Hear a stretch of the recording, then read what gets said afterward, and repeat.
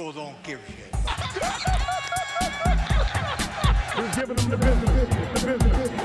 All the man is out on the field. He's going to go into the end zone.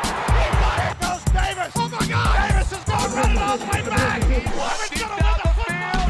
It's going to be to the goal line. It's going to be gone. It's a touchdown. And the Gators have won the game. 50 to the 40. Herbert Whitfield to 30 to the 20. 15, 10, 5. Touchdown FSU.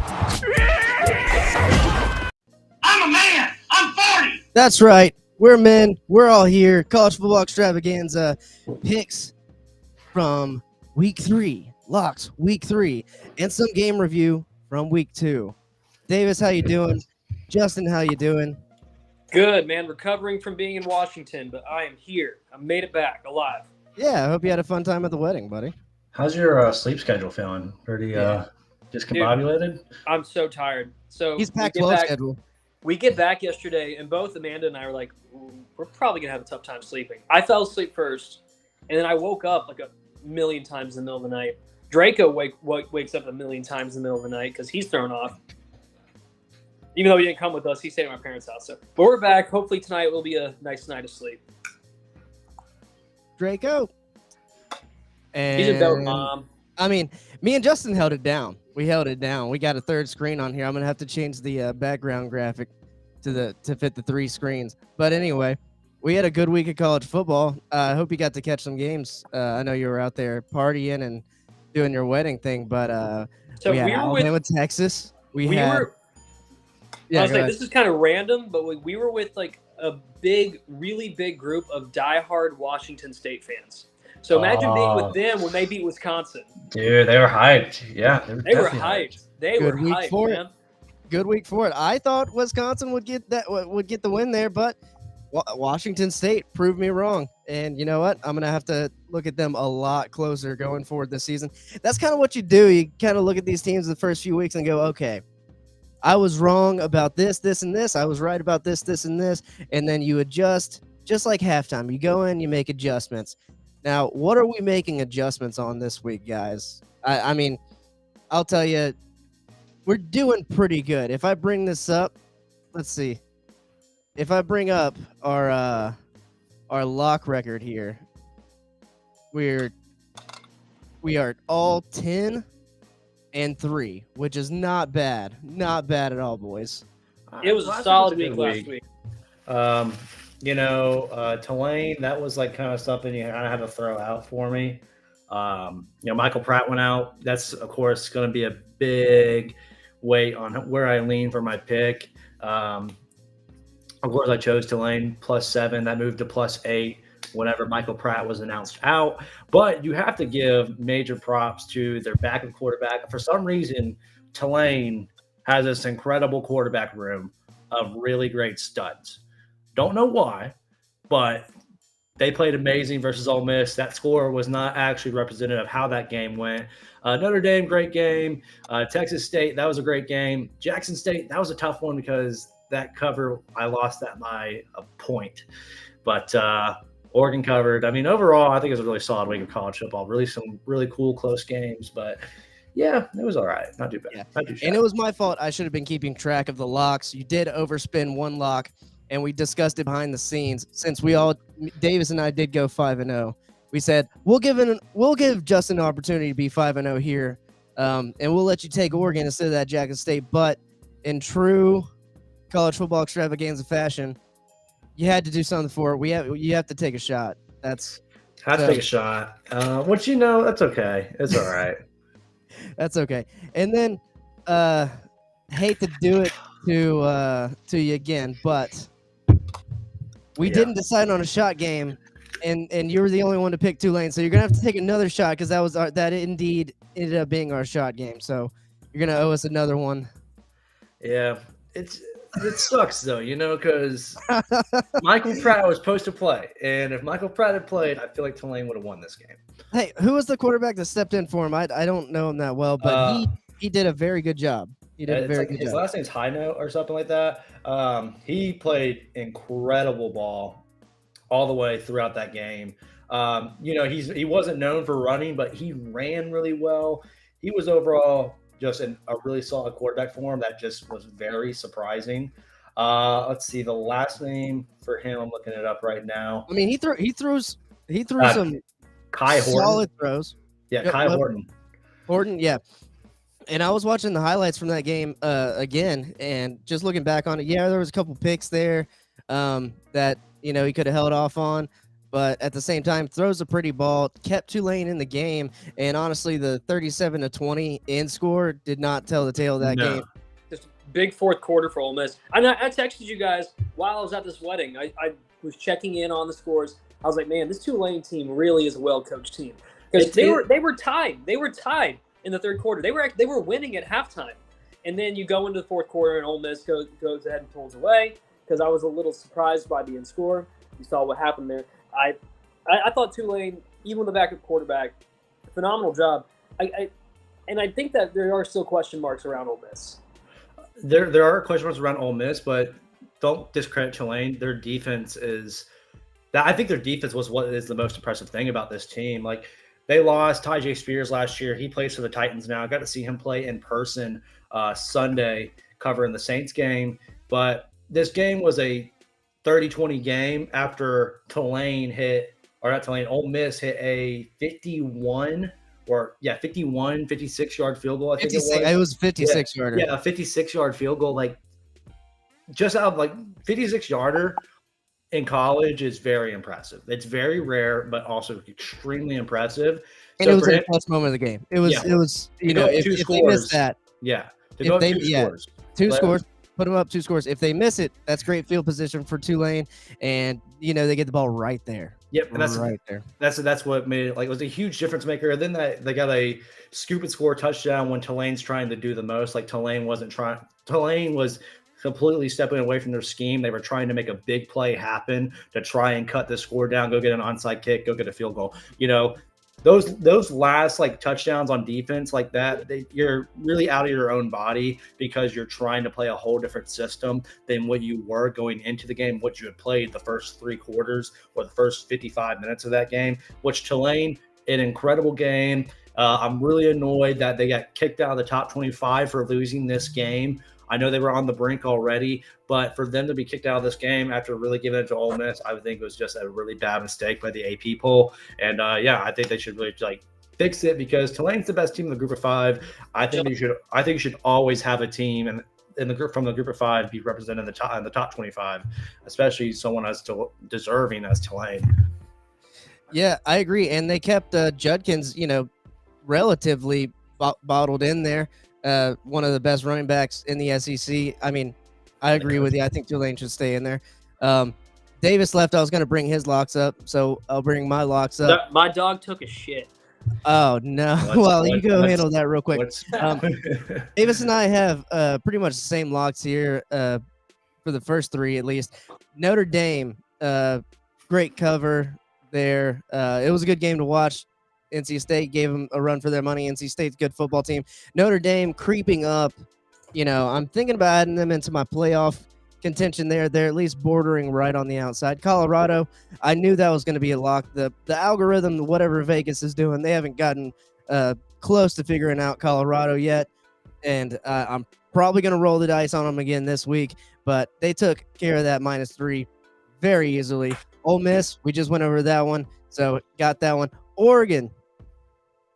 This was a bad beat. I was not supposed to be 5-0 this week. I don't know how that happened. I was sitting there with my buddy Pat in Panama City, and the Texas Tech quarterback under pressure got hit, threw a pick right there, took it for a pick 6. They covered, went from 1 point to 8 points. So instantly I was like, that's a bad beat. That was better than being on the other side of it. Backdoor covers. Yeah, it's good to be on that side of it. Kansas, I felt like Kansas was going to destroy Illinois, and I was right. I'm riding Jaden Daniels all the way until he proves me wrong here.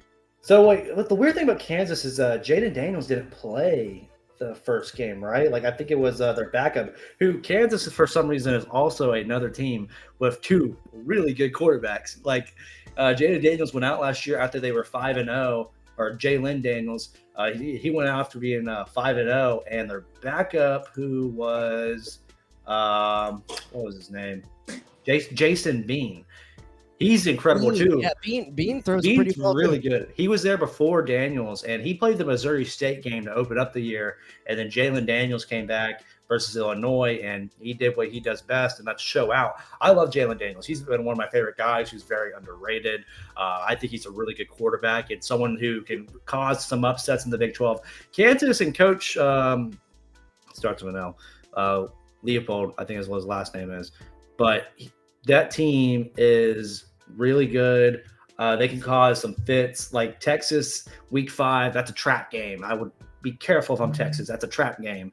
They can really shake up the Big 12 this year. I mean, they were undefeated and atop the Big 12 going into their TCU game last year, and that's when Max Duggan and the Horned Frogs really took off for that season to show that they are a playoff contender team. And we could see the same thing come week 5. I mean, because right now, Kansas, they're going to be facing Nevada, then BYU. So they'll be 4-0 going into Texas, and that'll be a fun game to watch. Yeah, that could be potential college game day territory, potential college football extravaganza game of the week territory as well. Davis, do you want to go over your locks real quick? I'll pull them up. Yeah, go ahead. Yep.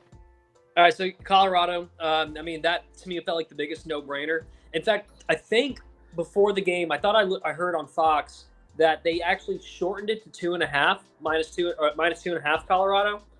I guess they were really favoring Nebraska's defense a lot, but they were good. In the first half, you saw that. In the first half, you saw that the Nebraska defense was really holding down Shadir Smith. Travis Hunter, he had like what 2 catches maybe in the first half, but then the second half happens and they just unleashed hell. Shadir over 300 yards passing, another 4 touchdown passing game, like just a phenomenal appearance. Notre Dame. Didn't know, actually, for a second, I was like, I don't know where this game is going. There were so many rain delays, and then they managed to pull away. Glad they did. And then Ole Miss, glad it went that way. I felt a little bit better with my lock after Mike Pratt was out of the game. Florida State, I said this at the beginning of the season that I felt Florida State, well, I also said Clemson. I felt like they were the 2 best teams in the ACC. I'd like to correct that now and say there's only one really, really good team. There's one really good team, and it's Florida State. They just were awesome all throughout it. It makes me scared going into Gainesville at the end of the year, but we'll see. Go Gators. I mean, first of all, our only hope right now is Miami. I just want to make that very clear.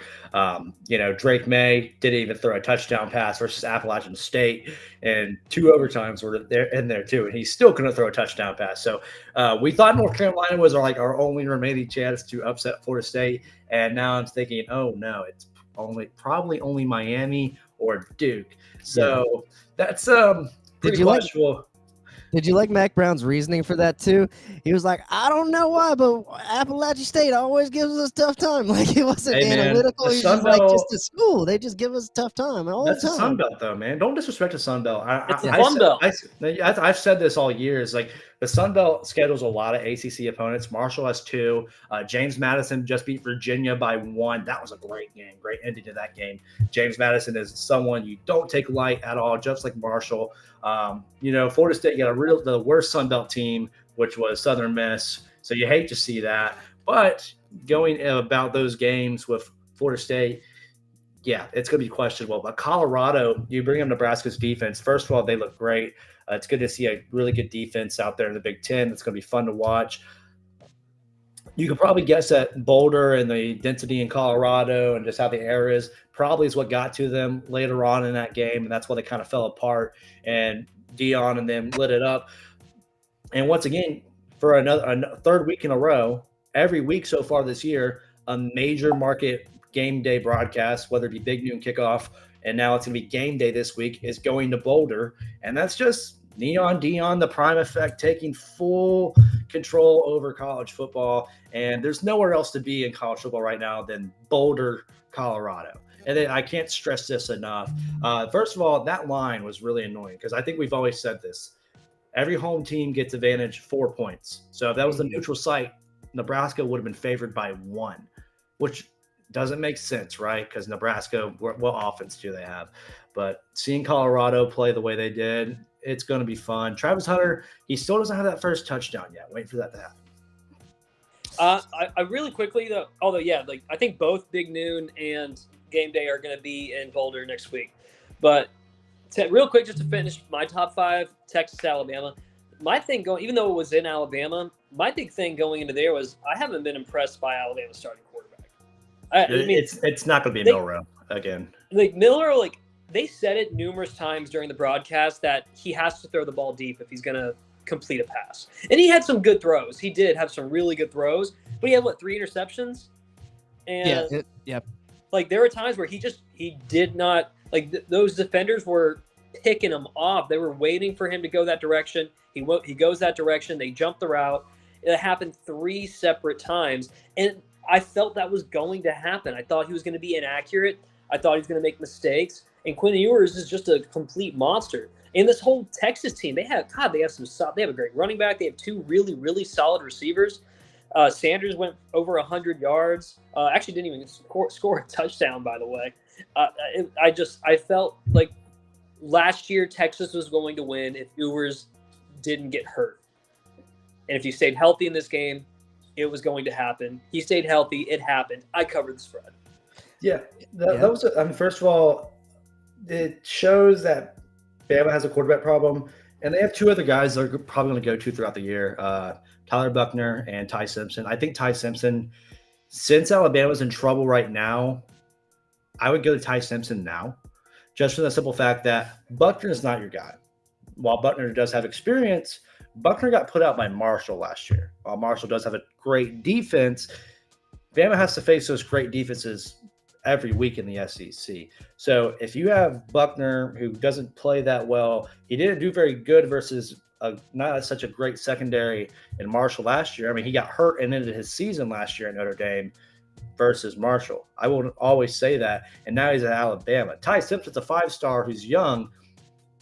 Go ahead and get it rolling. That's how it goes.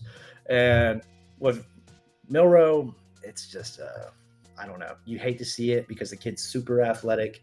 But can he throw that well? Not really. And we thought this year would be a run game, and it wasn't a run game type year. And now we're just seeing Texas. That's the first time we've seen Nick Saban lose at home by double digits since 2003. I mean, I think it is a run game here. I 4. think Texas's D-line is just that good. Texas actually has a defense this year, and that's what happens when you put a defense on a Big 12 team. They can score, and now they can stop you. And also, I think you guys are right about Milroe. I think maybe they could find someone else, but at the same time, they have options. They have a lot of options. I mean, Buckner's good. He's okay. Like he didn't do good at Notre Dame. Like, yeah, I get it. Like his former OCs at Alabama now. Picks. Like your pick issue isn't going anywhere. Yeah, that's the thing. I think you should go ahead and get Ty Simpson rolling because, as Saban always does, he likes to invest in the future. If there's a young guy who can play, he knows he can bring him championships down the road. Get Ty Simpson going now. I don't know why we don't. It's pretty interesting to see that. But you hate to see this for Bama. I mean, because you want them to compete all year, but you love it for Texas. You love to see them like playing these big games again because this is a blue blood that's been gone for the past 15 years. Yeah, and that's just something you hate to see. You want these blue bloods to compete. And we thought when they beat Notre Dame in a top 10 matchup on NBC, however long ago, like 7-8 years ago, we thought they were back and they fell flat on their face. I mean, and then we thought Sam Ehlinger, he was the guy. He fell flat on his face. It's just Texas is a weird school. And maybe Steve Sarkisian, he might be the answer. I didn't really think so from the get-go that Sarkisian was going to be the guy.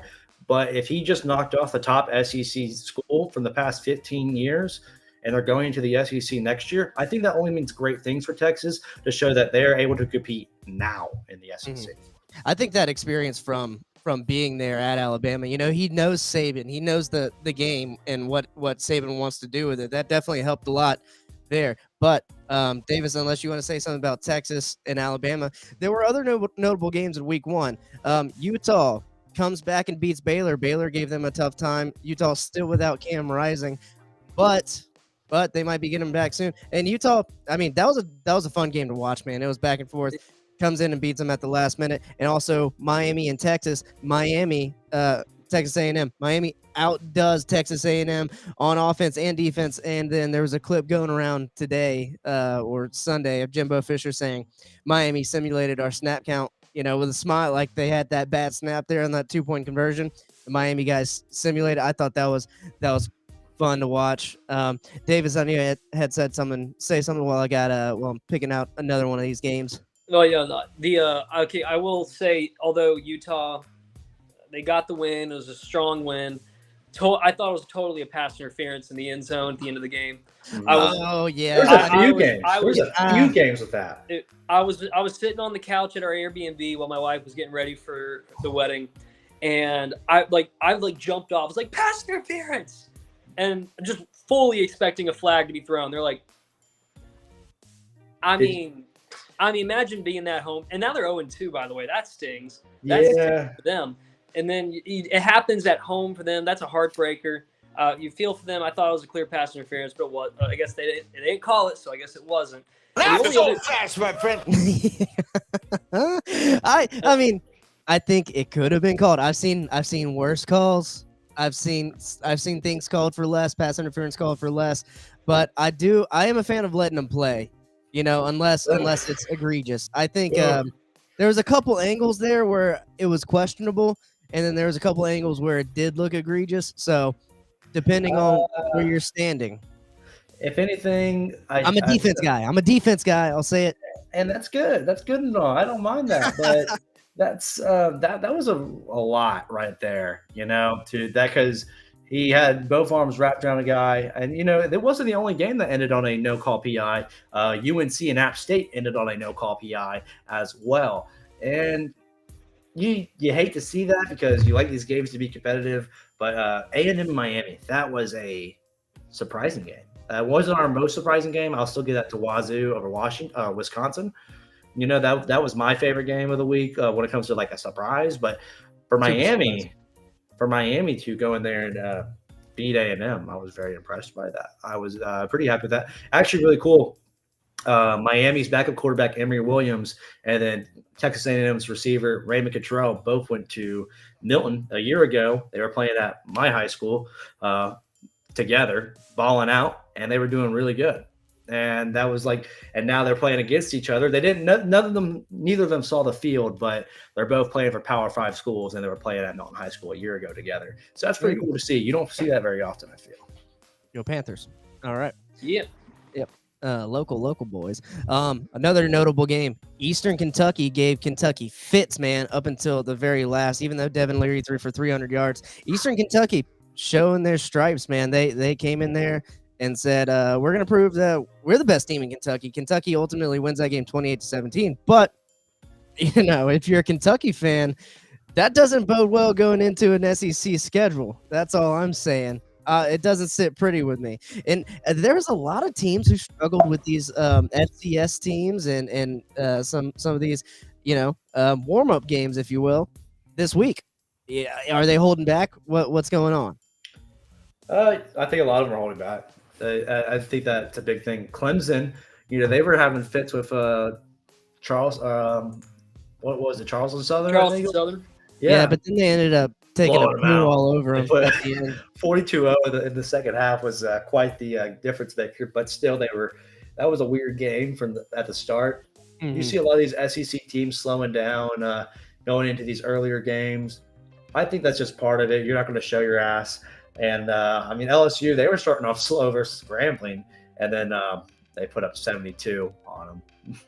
And a fun game to watch. I'll mention it because we were watching the whole time. It was on the big screen. The UCF game, the Knights won. Boomer with a game-winning field goal there, 18-16 there on the blue turf. And let me tell you, I used to love the blue turf, but when you're watching it on the big screen, man, it hurts your eyes, especially with Boise State wearing those blue uniforms. You can barely see.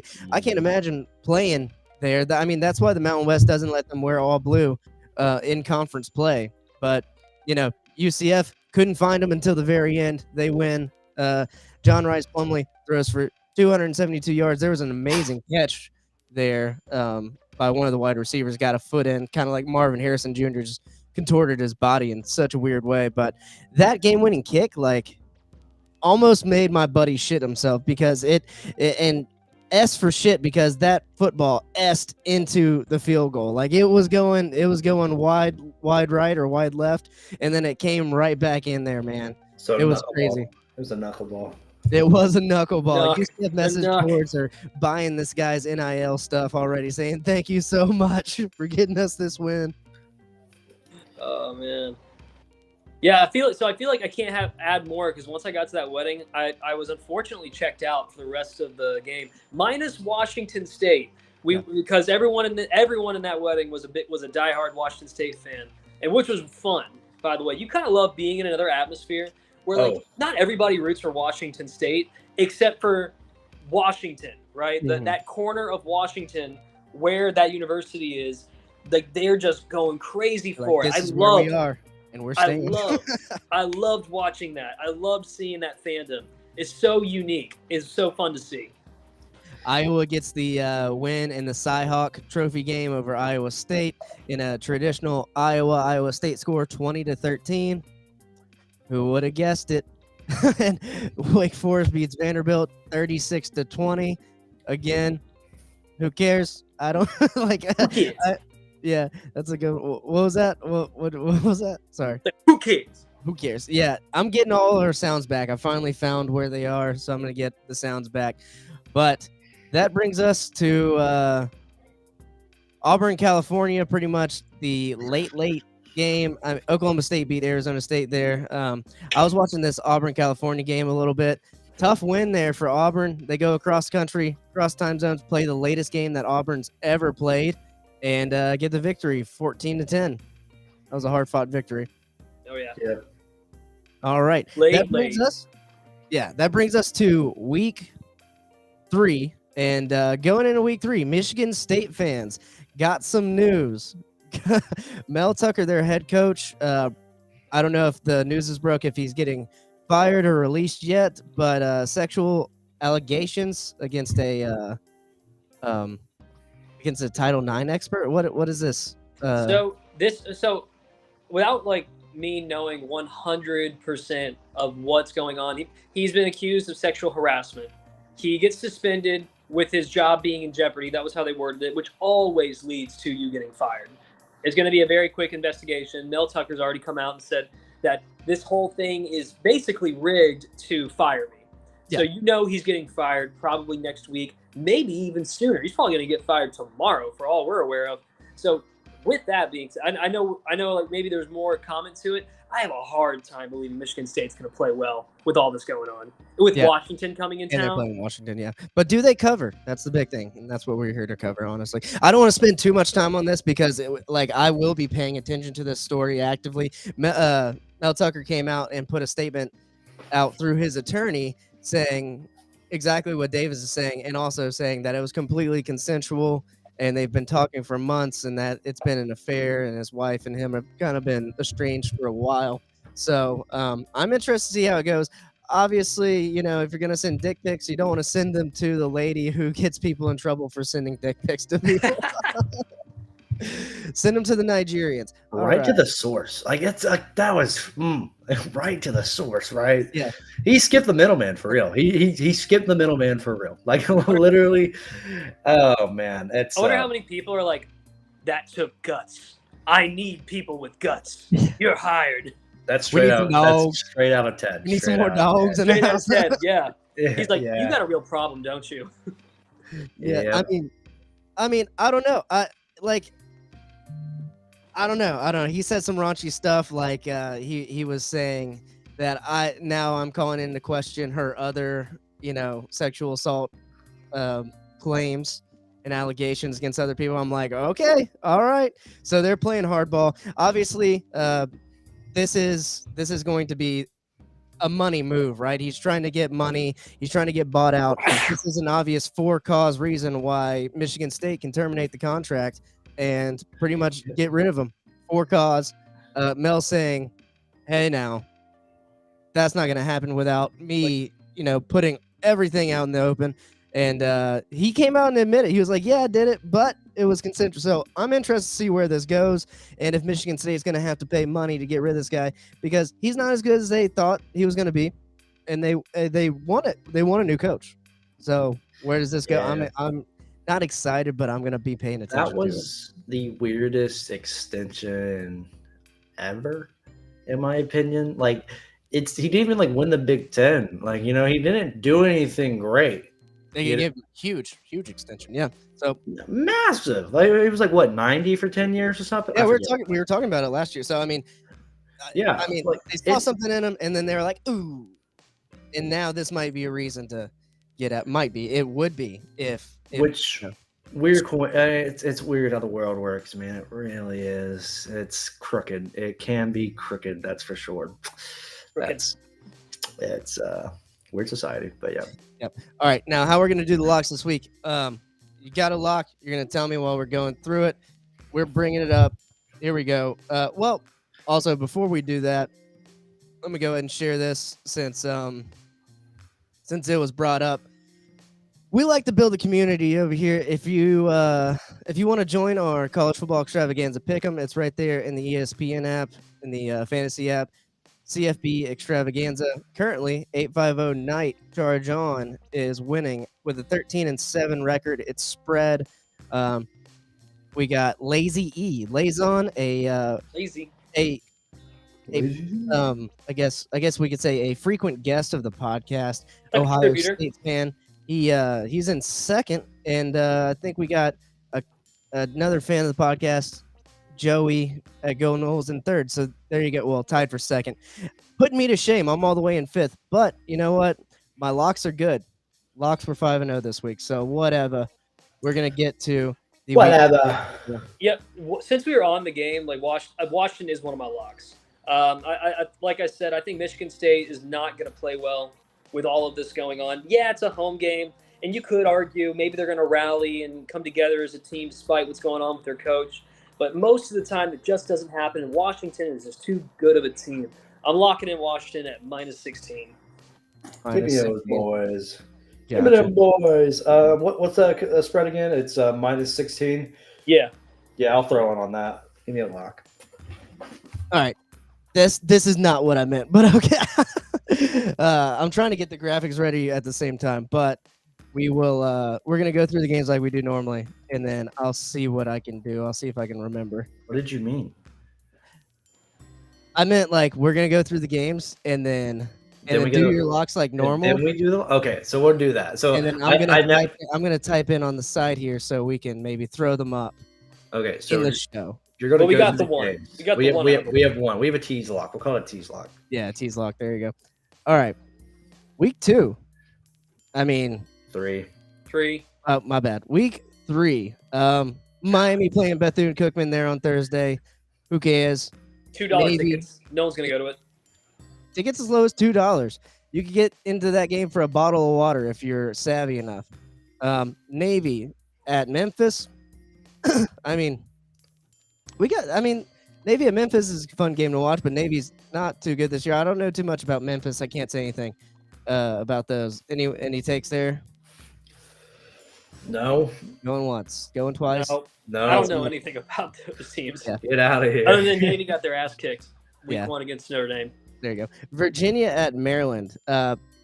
Just expect Virginia to get wally-whopped again there on a Friday night at Maryland. They had a lightning delay against James Madison. All the Carolina games did. All of them had. Yeah, there was so many delays last week. Eastern Carolina, Marshall was playing there, and that game was on like a 2-hour delay. North Carolina State and Notre Dame, that was on a 3-hour delay. Virginia James Madison, Virginia Tech Purdue. Everything was on like an hour, 2-hour delay. Like it was messing up TV schedule. Like Marshall was scheduled to play on ESPNU. And then Florida McNeese came on while we were still in delay. So they booted it off to I think the ESPN app. Like TV schedule got really messed up because a lot of games had to get booted to like ESPN News.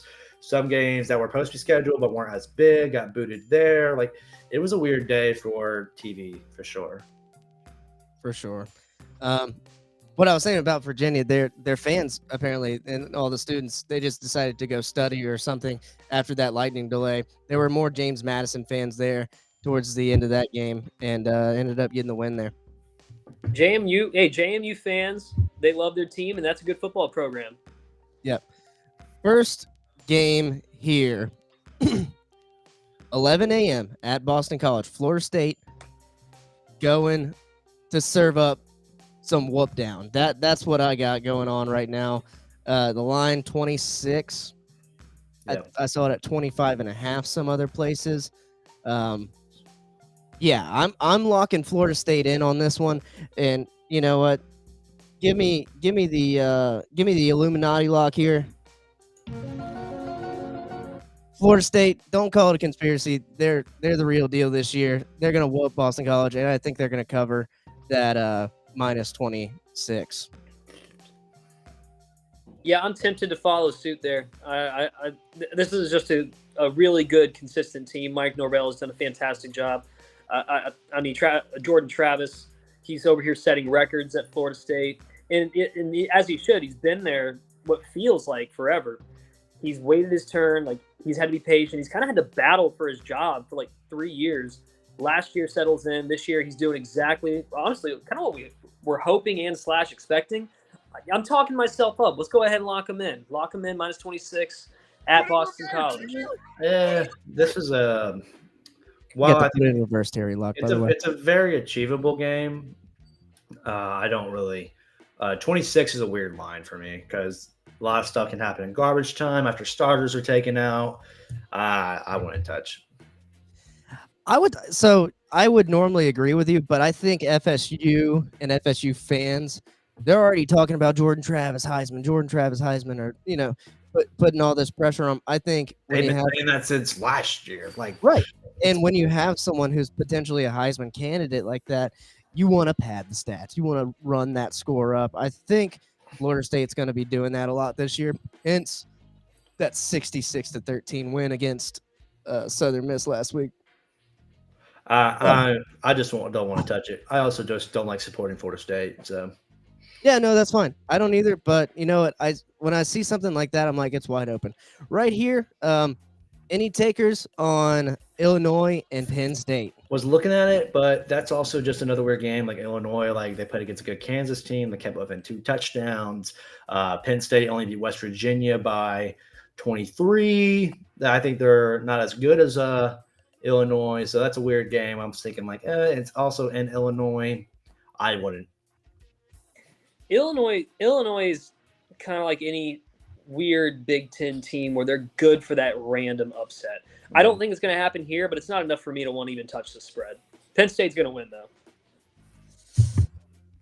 I'm going to come back to this one. I might lock it. I might not. Do you know? Have you seen? There's a weird lock on here, or not a weird lock, but a weird line that I'm really confused about. But we'll talk about that later. It's like over under 48.5. Is that what you're talking about? No, it's a different game. I'm like scrolling through my locks and lineups and everything. All right, I'm gonna say Penn State wins this game, and you know what? I'm not gonna lock it in just yet. But I might come back to this one. Penn State's gonna win this game handily. I mean, if you think Penn State's better than Kansas, right? That's kind of my logic here. I locked in Kansas last week at -3, and I was very confident in that lock. I think Penn State's better than Kansas. I'm going to go ahead and say it. Now, I would keep Penn State and Kansas. I would keep that close. I don't think that's -14.5. I do think this is -14.5, and I don't think Penn State would let Illinois come back on them like Kansas did last week, or almost come back on them. So I'd go there. A lot of comeback. Talking about a treacherous lock here, I'm staying away from this game. I don't know what's going on. That's a weird game. I wouldn't touch that one. This is a super weird game. LSU goes to Mississippi State, facing a sea of cowbells at 11 a.m. That's never good for a hangover. Am I right, guys? All right. Never. So, dude, this game intrigues me. -9.5, -9.5 on ESPN. What do you guys think about this one? I think Mississippi State has every opportunity to win this ball game. Yeah. But the only reason why I don't want to take it is because LSU got better as the season went on last year.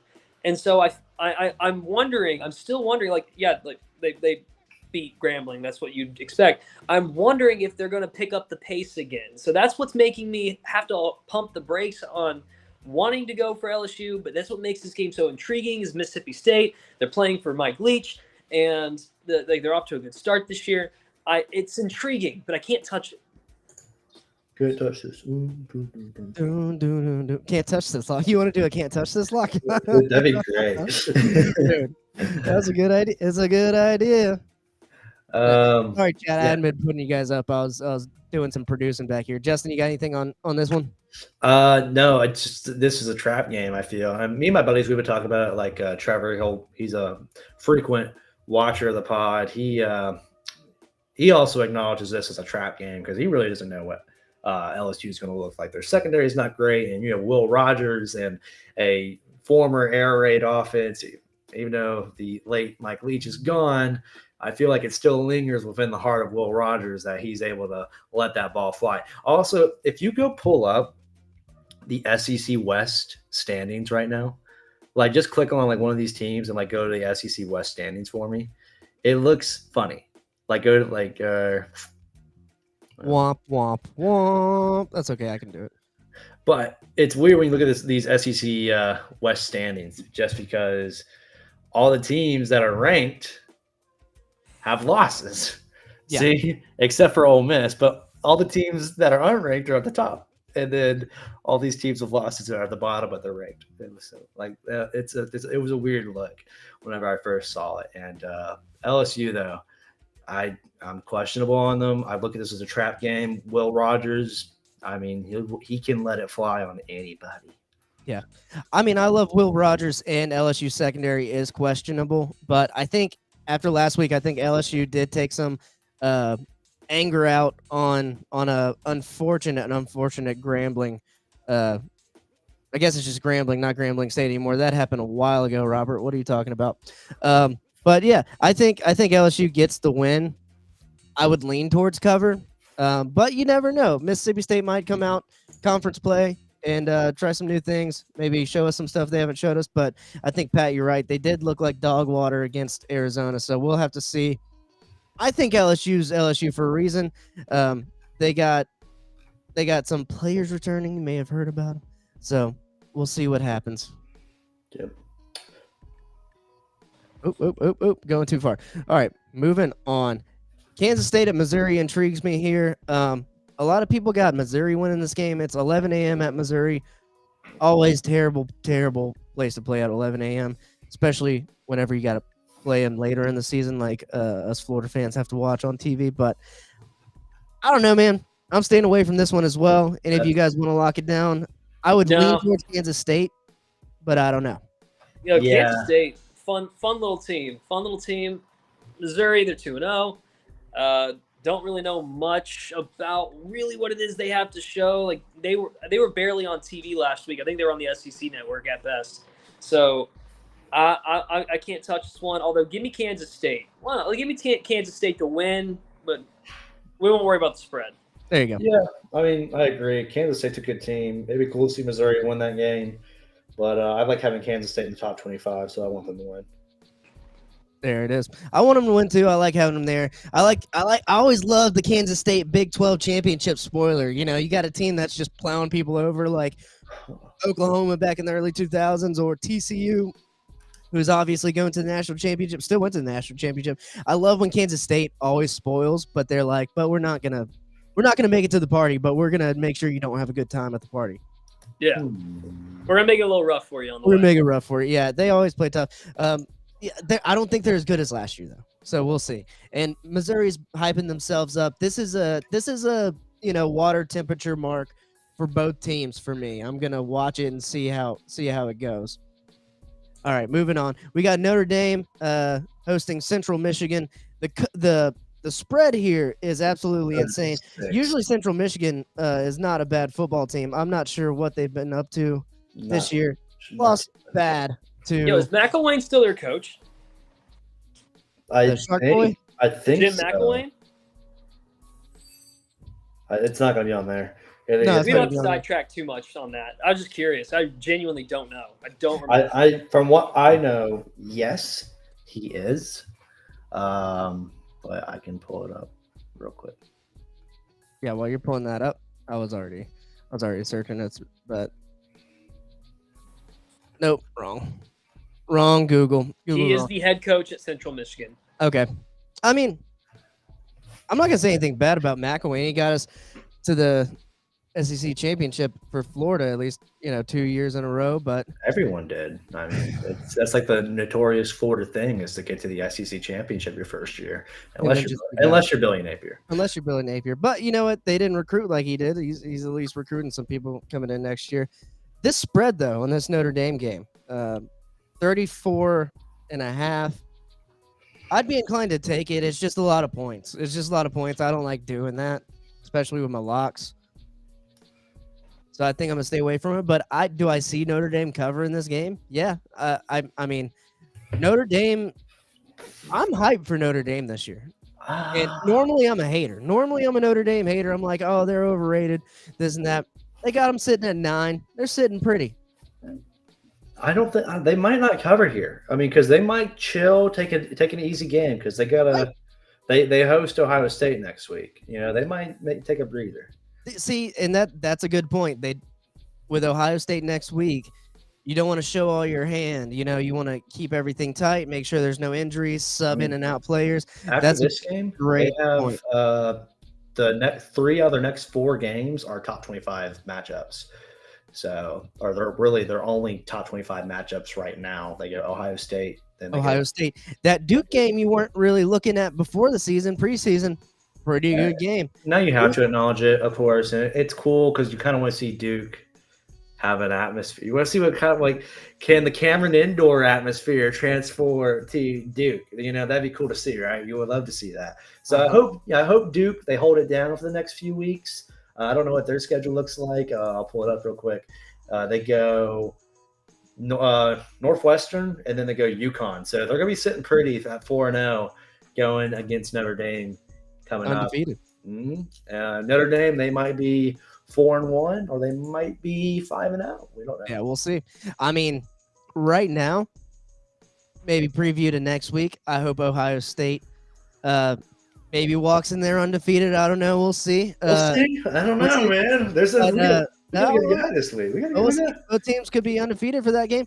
Both teams could be undefeated for this USC game. Notre Dame has their destiny before them this year. You got Clemson there. If Clemson goes on the road and beats Florida, or if Clemson beats Florida State at home, then you're talking about an interesting game there as well. And then you're pretty much home free. Not gonna happen. Notre Dame does. Yeah. So I'm not gonna spin a lock here, but you guys can if you want. Oop. There we go. Sorry. All right, moving on to our next game. If I can get to it, I think the next game we want to cover. I'm looking at this South Carolina Georgia game. It's Georgia's first SEC opponent, Georgia's first pretty much real opponent they've faced. And I think they're going to dog them, man. Before the season started, I was like, Texas is going to beat Alabama, which I went back on. I should have stayed there on that one. Should have stuck by my guns. And I also said South Carolina was going to beat Georgia. I'm not going to stay by my guns on this one. South Carolina is going to – Spencer Rattler is going to be under constant pressure this whole game. They don't have a no line. No O-line. And when North Carolina can sack your quarterback 8 times, imagine what Georgia's going to do. I don't even want to imagine what Georgia's going to do. Keep this guy safe. Spencer Rattler, take out an extra health insurance policy, whatever you got to do, because this is not going to be pretty. It's at Georgia. The Dogs could cover. I don't see how, unless Spencer Rattler throws for 500 yards and that offensive line turns into a brick wall real quick. I see Georgia covering this game. It's 27.5 points. I can't spend a lock on that, though. Can't spend a lock on it, but I see him covering it. I'm going to spend a lock on it. because why the hell not? I think Georgia's going to come out here firing. And I'm looking forward to see what Carson Beck is going to do in like his first premier, and I'll call it premier SEC game. It's CBS, the first Saturday CBS game in the SEC at Sanford Stadium. I think it's going to be a raucous crowd. I like kind of what you're saying. We're talking about Spencer Rattler just feeling the pressure all game long. Although he's had a decent, okay start to the year, he's completed almost all of his passes. Actually, I think that this is going to be a fun test for Georgia. I think they'll rise up to it. I think let me take a risk here. I took a risk last week, I thought, with Florida State, and it paid off for me. I'm going to do it again with Georgia. All right. You're going to get a good lock here.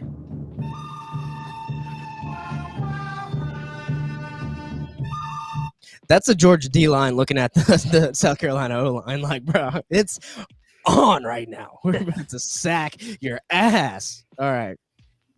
I mean, you're almost talking me into it, but I'm gonna look and see what else we have going on here. Justin, you want to spend a lot of my locks are at the bottom of this list, so I'm just kind of sitting with nothing. But that could go either way because South Carolina could show up offensively and ball out, but also if we had time or if we prepared for it, I would love to bring up the Shane Beamer press conference from last year whenever someone asked about like the run game and everything. Like, I don't know. They have like 100 on a fucking team. Like they have 100 fucking 5 stars in every position, and I'm like, oh my god, that was an all time. Like that's when I became a fan of Shane Beamer. Was whenever like he was just so true, so real, and 100% honest about the just pure raw talent that they had, and he wasn't hiding from it. He wasn't hiding it. Like he's like, my team's just not them. All right, like we are not that. Okay, like, you know what? They actually have like 4, like 10 first round NFL picks potentially. So, but you know who would call bullshit on that? Duke.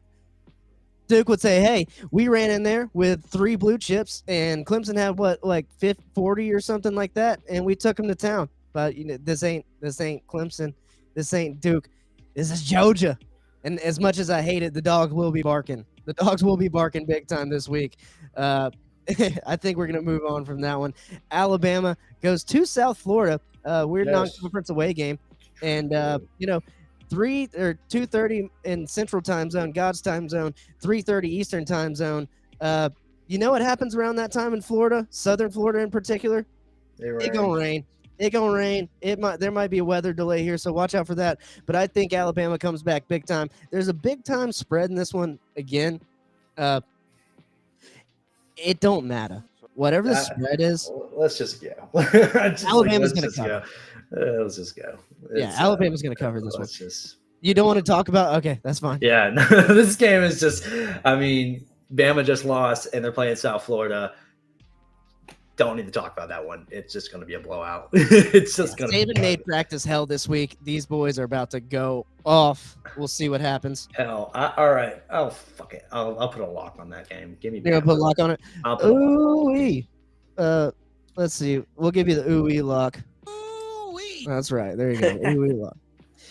If you're watching this podcast live, like and subscribe to the College Football Extravaganza at CFB Extravaganza YouTube page. We had to switch pages. So just got back on there. Joey's right. Their fans will riot if they don't destroy them. Yeah, you're right. Completely right there, Joey. Alabama fans are spoiled little brats. That's what they are. That's what they are. No offense. No offense whatsoever. All right.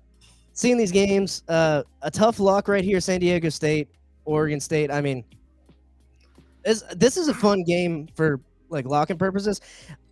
I don't know about this minus 24.5. I would almost take San Diego State plus 24.5 here. Ooh, I don't know about that one, Chief. I mean, Oregon State looks good. I'm not saying they don't look good. No, they got a good old like DJ is gonna. I'm making this real clear right now. DJ was not the problem at Clemson, and it's showing. It's showing. Like this kid has an O line now, and the man's just sitting there, dotting up secondaries. I mean. It's just watch for Oregon 100 State. yards. Watch Oregon State. They're gonna be good. They're gonna be good. Did you see DJ's dad on the Twitter talking shit to Dabo, saying, "Hey, I know you don't like the transfer portal, but you gotta get on with the times, man. Something like that. So we'll see what happens there. I think they're going to play good this year. Yeah, probably. They've been just chilling because, I mean, their first 2 games have been cakewalk, but I think they're going to play all right. Yeah. Oklahoma at Tulsa here. Another spread, minus 27.5. Got a bunch of tough spreads this week. Yeah. Oklahoma's playing they're playing good, fun football. Quick side note. Did you see former Art Briles, former Baylor coach? His son-in-law is the offensive coordinator at Oklahoma, and he was on the field after the game, and there were a ton of fans pissed off about that. So Oklahoma is real quick to say we are never letting that happen again. All righty. I think Oklahoma runs that one. I don't know if they cover or not. I would take Oklahoma to win. I don't know about covering. After they let SMU kind of hang in there this past week, I did a complete switcheroo. I did like 2 switcheroos this year. I had Texas going in the Big 12, winning the Big 12. After week 1, I was like, I don't know, Oklahoma looked better. And after week 2, I was like, Texas is definitely better. So I'm just sitting here fence riding and jumping bandwagons here in the Big 12.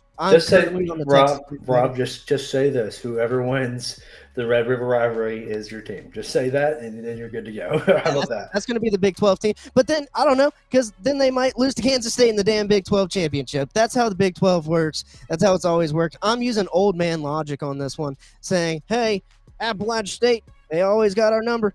Miami, Florida State, always going to come back in the fourth quarter. That's what I'm doing this with my Big 12 picks and even Pac-12. I don't know, man. All right, moving on. Good job, Washington State, UCLA, but y'all are playing no ones this week, so we're not going to cover you. UCF, you're playing Villanova. Pat, y'all are going to cover whatever that is. Who knows? There might not even be a line for it. That brings us to Tennessee, Florida. Where are my Gators at listening to this game? This is an exciting game. This first SEC game back in the swamp. And, we're wearing blue. They told the fans to wear blue. Tennessee struggling with Austin P. Did you skip a game? I think you skipped a game. We'll come back to it. Find the game I skipped, and we'll come back to it. But right here, Florida, Tennessee. Tennessee's favorite, minus 6.5. The Gator in me wants to pick Florida. Personally, I think Florida has a great chance to win this game. And a lot of people are going to say I'm crazy, but I think Florida has a good chance to win this game. I think so too. Florida's all right. Joey's saying Tennessee's going to Rocky Top that ass. He's in here saying we're going to lose. I've heard Florida fans being down on themselves. You know what? I think we have an okay chance at winning too. So I'm going to go ahead and just reach out and do this one. I have a lot of reaches this week, and my record may get fucked over. But give me Florida to cover. I like it. No, I mean, you got to take some risks here. Because here's the thing. I have Florida winning this game. I'm going to make that real clear. I have Florida winning this game. And this is a game where we're going to see if Tennessee is as dominant as what they say they are, or if Joe Milton is the same sham that we've been seeing in the past. This is where we see it right here, right now.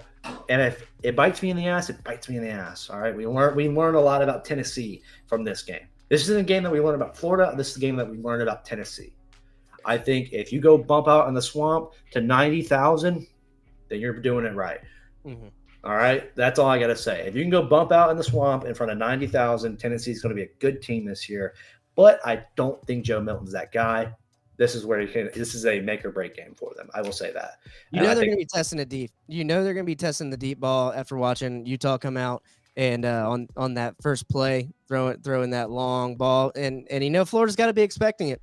And they're going to test that young secondary, and we're going to see how it goes. But Milton did not impress me all that much last week watching the Austin P highlights. No. Maybe they were holding back. We'll see. Maybe. I'm taking the under in this one. I'm locking it in. I think that Florida, they're going to be testy. They're going to be testy against Joe Milton. They are. I think they're going to make him struggle. But I think that Florida offensively is going to really have a difficult time moving it against this Tennessee defense. I mean, yeah, they're at home. You do have that hype behind you. It was a solid win, but against Mich State. I mean, come on, man. I think right now I have to see the Gators continue to improve. But defensively, you saw a tremendous amount of improvement against Utah, and Joe Milton historically struggles against really good defenses. So I think this is going to be a lower scoring game, but Tennessee will win. And lock me in on the under. I locked you in. I hit you with my man. I'll hit you with it again. That's okay. Yeah, no. I think I got one more left. I have 2. Yeah, I'm counting them up. I know where I'm doing my last one. I got 3 right now, so I got 2 more. You got 2 more, Davis. No, I had Washington, FSU, Tennessee, FSU, Florida under. and I had Georgia. Oh, that was a lock? That was a lock? One more. Here's one more. Oh, I mean, fucking do it again. we'll do it again. Here we go, Georgia. I have 2 more though. I know where one of them's going. I think you missed the game, or unless like that schedule's like a weird thing that you're looking at. But go back to that, and I want to see you scroll. I mean, here's Southern Miss and 2. Yeah. Here's No. Southern Miss. No. It's still above that. You're still above it. I have a big one. Always right above. Come on, you can find it. All right. Here we go. I know California. Yes, there he is. Well. Pay attention to the private chat there, Justin. Pay attention to the private chat. We're coming back to that game later. Oh, okay. Mm-hmm. There's reasons we do what we do here on College Football Extravaganza. Part of the reason is I spent some time making graphics. That's part of the reason why. Okay. Number 2, Michigan, hosting Bowling Green, and Michigan's gonna bowl over Bowling Green. There you go. Any luck there? This one's a weird spread. I was looking at this one. Ole Miss and Georgia Tech. Ole Miss is favorite. What I saw was -20. Let's see what ESPN says. It's moved to -19.5.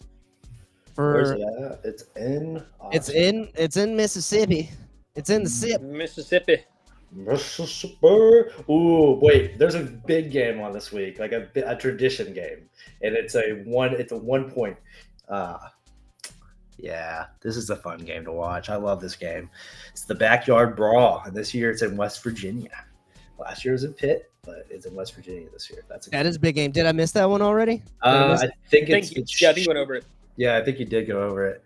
I apologize to any West Virginia or Pitt fans out there. But this is a big game. It was a fun week 1 matchup last year with JT Daniels. I loved this game last year. It was fun. Now it's in Morgantown, and if anyone knows how to go crazy about saying fuck Pitt, it's Morgantown, right? You're about to see some hillbilly chaos going down in Morgantown this week. They might not be favored, but that place will rock. I mean, it's a pick'em. It's -1. Game. It's a pick'em. The over/under is right at 50. It's a fun game to bet if you want to just bet that line, man. It's a night game. I mean, this it's gonna be fun. It's gonna be fun. Are we right on the Mountaineers here? This could be a shot game because this would be a rivalry game. This would be a fun shot game. I would like to take West Virginia if someone wants to take Pitt.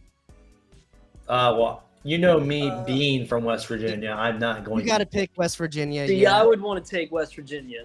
Okay, we can't do that. I'm not using my final lock here, though. No, it's not. It's not a look. It's a -1. It's a money line game. Basically, It'd be the shot game. That's all. We got to find a shot game somewhere. We do have to find a shot game. I mean, I'll scroll quickly, but I don't know.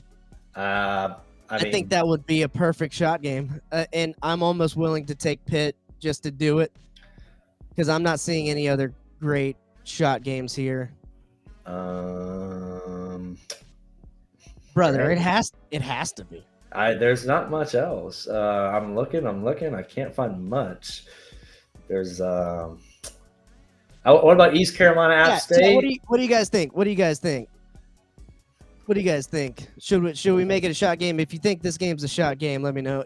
We'll throw a shot game in there. We got 9 people live. Smash the like button. Smash the subscribe button on the College Football Extravaganza YouTube channel, so we can grow that. It's a new channel. Yeah, this has to be the shot game. Like, this is the closest line of the week, and it's a rivalry game. This has to be our shot game. Yeah, this is I think this has to be our shot game. No doubt about it. I could probably take Pitt at this point. I mean, tickets are as low as. Pat has a point there, but I think this game's more fun. Syracuse Purdue is a good shot game as well. I was looking at that one, but I don't really care for it that much. I mean, Pitt, they lost to Cincinnati, which we learned that Cincinnati is really good. Cincinnati is pretty good. I mean, yeah, you're right there. I'll take Pitt. I'll stand alone and take Pitt just for the sake of the shot game, but I'll be rooting for West Virginia.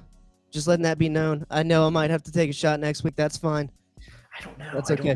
I don't know who. Because I don't know. I don't want to take another shot. That's it. It's decided. I'll say all right. I'll say roll Nears. I'll roll with the Nears. Okay, Missouri K-State. Here we go. Missouri K-State, Purdue, and Syracuse, or West Virginia Pittsburgh. I'd rather do West Virginia Pitt. Okay. Yeah, I understand Syracuse Purdue. That'd be a fun one, but I think this one just has more drama. Like last year, we used to see. I mean, because they go these two for some reason these two teams hate each other. Like they hate each other. Like Marshall hates West Virginia, and West Virginia hates us, but they hate Pitt more. It's a weird thing. We don't like Pittsburgh. We just really don't like Pittsburgh. And I think we did skip that Syracuse game. I am going to say Purdue wins that. I think the spread's -3. I think I had that earlier, -3.5, something like that. I think Purdue played, well, I think because Fresno State almost lost to a fucking no-name team last week. But I would say, I think Purdue gets that win there. That's what I'm going to say. And I'm going to lock that one in. We'll see what happens. I'm going to give myself the Hank Hill lock. Hank Hill lock. Who knew about it? All right. Moving on. Trying to tie a little bow on this one. Colorado keeps rolling against Colorado State. If anyone says anything different, you don't believe. Just like Dion said. -23. Actually, you know what? I can't do. I'm gonna have to make an executive decision. I'm gonna scrap the Purdue lock, and I'm gonna lock in Colorado at -23. And I don't care. I'll do it again. That's the third week in a row you've had Colorado in your locks. But I have a different lock. I'm right with them. I have a different lock. It's the third week in a row. I have a different lock too. That they're gonna win. All right, Davis, you go first. I think Colorado's gonna win for sure. Because also you don't want to go against Dion. He'll call you out. Oh, for sure. He's got the receipts. He has the receipts. He's like the coupon master, man. Like he keeps everything from the stores, right? Like he's gonna keep everything. And he's gonna bring it back. I'm gonna have to go over to Columbus, Ohio, though, real quick, because you got Western Kentucky. Hold on, did you miss that whole conversation? You missed the whole conversation that we were holding on to that one. Do that yet. I still have a different lock before we get to that lock because that's also okay. So I know. Okay, well, Rudy, you said the private chat. I used my phone to pod, so I haven't seen the private chat. Yes. So exactly. So that's hush. Yes. I thought you may have deduced. We're not there yet. We're not there yet. Go to James Madison and Troy, please. Thank you. Okay. All right. Weirdly on the NFL Network. This is what we're doing. And you know what? This is why we're a legitimate podcast, because we're actually, we're going to sit here and cover James Madison and Troy. Don't let anyone ever tell you college football extravaganza, they're casuals. Don't listen to that. We are covering James Madison and Troy. Who you got? You have a Sunbelt insider over here, all right? Let's just figure it out. And the NFL and the Division II University of West Florida insider, Justin Patrick over here. Correct. And they go to FAMU this week. And if we want to get into that, I got some stuff. But James Madison, Troy favored -3, meaning if it was a neutral site, it'd be James Madison's favor. How? I don't know, but give me a +3 on James Madison all day. This team rocks out. Troy is not the same team they were last year. I am loving James Madison this year. I'm scared when Marshall has to play them, but Sunbelt matchup, it's going to be fun. Enjoy it while you got it. It's going to be a good game. +3, JMU, baby. All right. And, I agree with you there. I don't know how They're picking Troy here. I mean, Troy's a good team. JMU just went into Virginia and took that one. They popped them in the mouth, you know. I don't know. I would stay away from this one, but you're our Sun Belt guy, so I'm gonna trust you on this one. I'm gonna trust you big time on it, and we're gonna say that JMU gets the victory over Troy. You know, Troy's our neighbors, man. They're right there. They're right up there. I mean, I'd rather take South any day of the week over that school. That's for sure. Well, I mean, South's closer. and you're right. I would too, but I'm speechless here. I'm speechless. You're going against a local team. All right, that's gonna bring us to the game of the week that was. People tried to spoil it. Y'all tried to spoil it this whole podcast. Wouldn't let it happen. I would not let it happen because I made this graphic.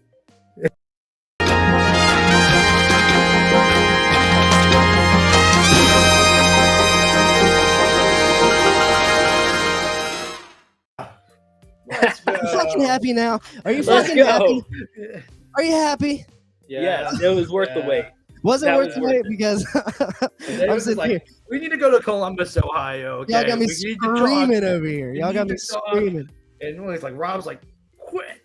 Well, just like, hang on. I'll just announce it like way beforehand next time. We are excited about this game. We're here in Pensacola, Florida, where former UWF, University of West Florida quarterback Austin Reed transferred over to Western Kentucky. He's throwing for 300 yards every single game. This game, could it be different? Might not be any different. I think Ohio State has been struggling too much. I'm taking Western Kentucky to cover, and that's going to be my last lock, and I'm assuming it's going to be their last lock as well. I think Let's you get can it just put that all over the pod. Yeah. We're all taking our boy, Austin Reed. From a guy who's done broadcasts with me, and we became close over his time at UWF. This is a game where, you know, and I'm even an Ohio State fan. I got family that went to Ohio State. You know, I'm always going to root for Ohio State. But with the way they've been playing, it's nonsense, all right? And Kyle McCord, his name just sounds like a quarterback that fails. I want to make that real clear. That does not sound like a winning quarterback. CJ Stroud, that name has like, oh, yeah, that guy sounds like a winner. Kyle McCord, that guy sounds like he loses football games.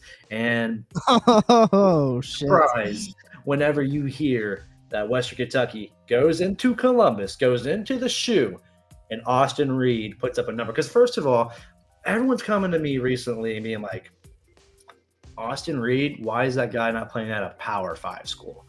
Mm-hmm. He could have last year. He had a couple teams reaching out to him. He definitely had a couple. He had a teams couple reaching out to him. He had a couple reaching out to him. But people are like, I got Alabama fans talking to me like, we should have got Austin Reed, man. I was like, could you imagine Austin Reed at Alabama? Man, I mean, Florida could have gotten him, right? But this guy is one of the best quarterbacks out there. He's easily a top 3 group of 5 quarterback.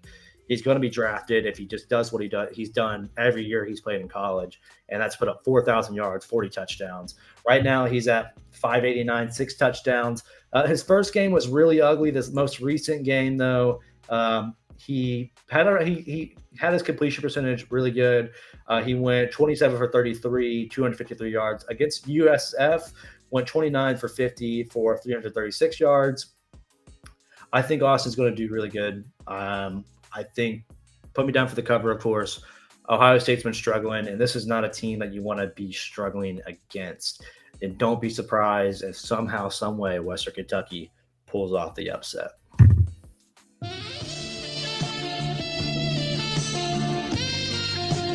You got the sack lock. So, I mean, I think in a perfect world, I would love to see an upset. I mean, that's a major, major upset. Mm-hmm. Western Kentucky going in, beating a top 6 team out of Ohio State. You know, like you guys have been mentioning, they've been struggling a little bit. Western Kentucky has the ability to air it out, put some points on the board. I can't go. I think you're a little crazy saying that they have the opportunity. They could win, sure.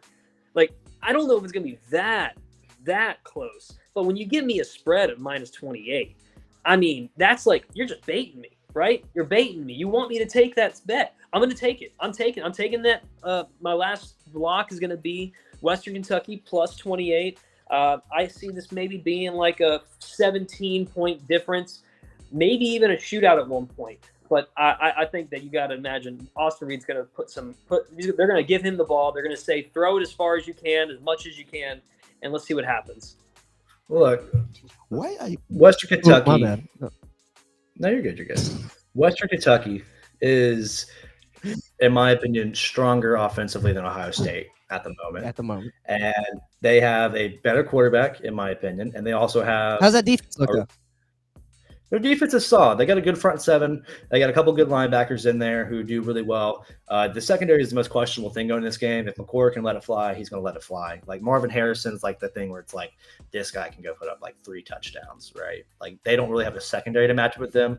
So the only way Western Kentucky does compete is if they're just slinging it back and forth on each other, which is possible. They have Malachi Corley, who led the nation last year in yards after catch. They have Austin Reed, who led in passing yards last year. I mean, they have the weapons to get this done. That is for sure. Yep. All right. And that's going to bring us to our locks. I hope Western Kentucky gets the win here. I think they could upset them with how Ohio State's been playing, but we'll see. That'd be a massive upset. Probably the biggest win of Western Kentucky's history. Oh yeah, it would be. It would be in Columbus. So I'm rooting for it, man. And Lazy, if you're watching this, go Hilltoppers. But we're gonna bring it to our locks.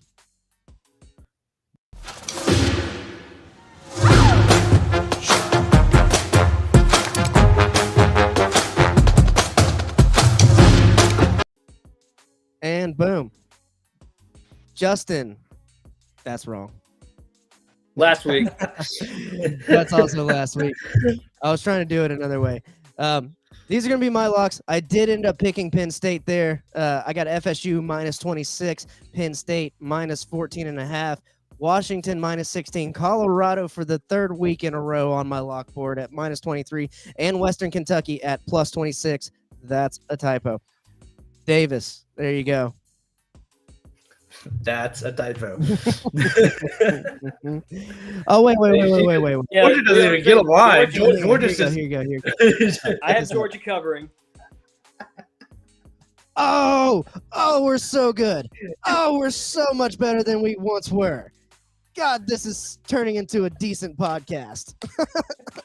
If you're just listening on podcast, we figured out the video element to this podcast. It's happening. We're doing it. But okay, well, except you forgot the Georgia part. Well, But I mean, Georgia, regardless, you know what we mean. You know, Georgia taking the spread. I did this on the fly while we were getting. I'm up here. very good. We need an intern. Props to Rob. No, we don't. We got Rob. I mean, if we had a producer, if someone's willing to work for free, by all means, come work for free. We'll give you a great reference. Yeah. Send over You have your two- interns. I need to you look have for interns for two WF. I'm sure former someone. ESPN talents on here. Put us on your resume as references.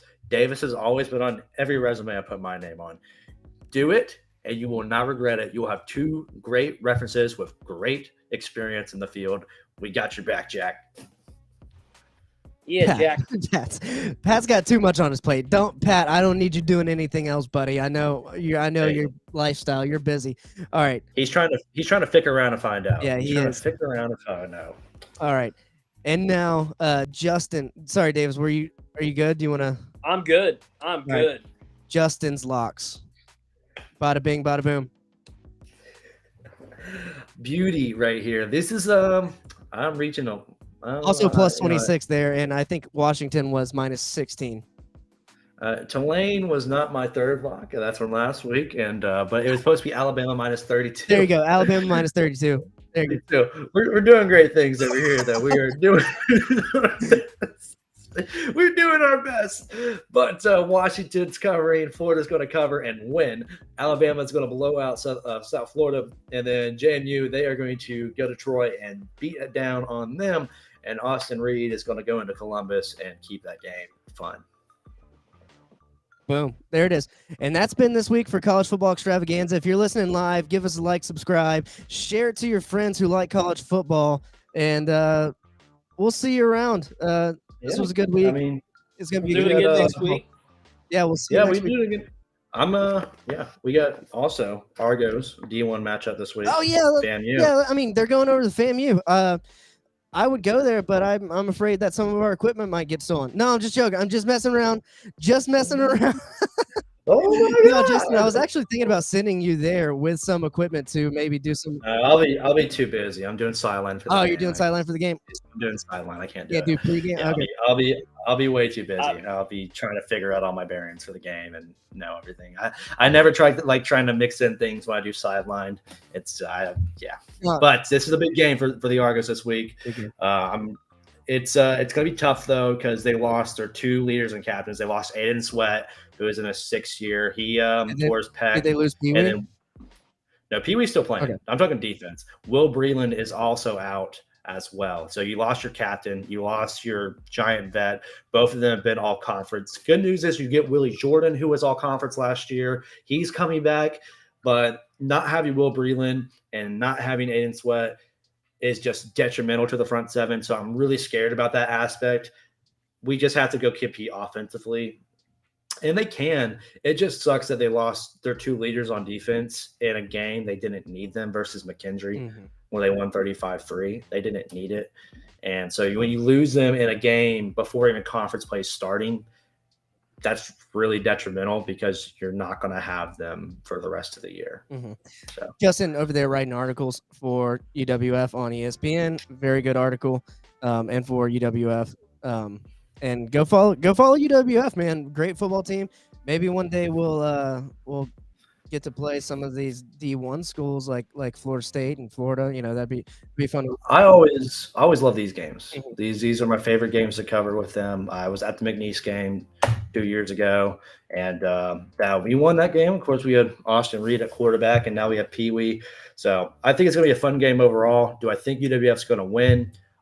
It's possible, but after the recent news, it's going to be a lot tougher than what it was 2 weeks ago. I went to the first game. Marcus Stokes got in there towards the end, and he looks like a stud. He still looks like a stud. Obviously, Marcus Stokes, former D1 commit. He was committed to Florida, and then controversy struck as someone caught him singing a rap song with all the lyrics, and you know, they got him there, so maybe he might get a chance to get in the game.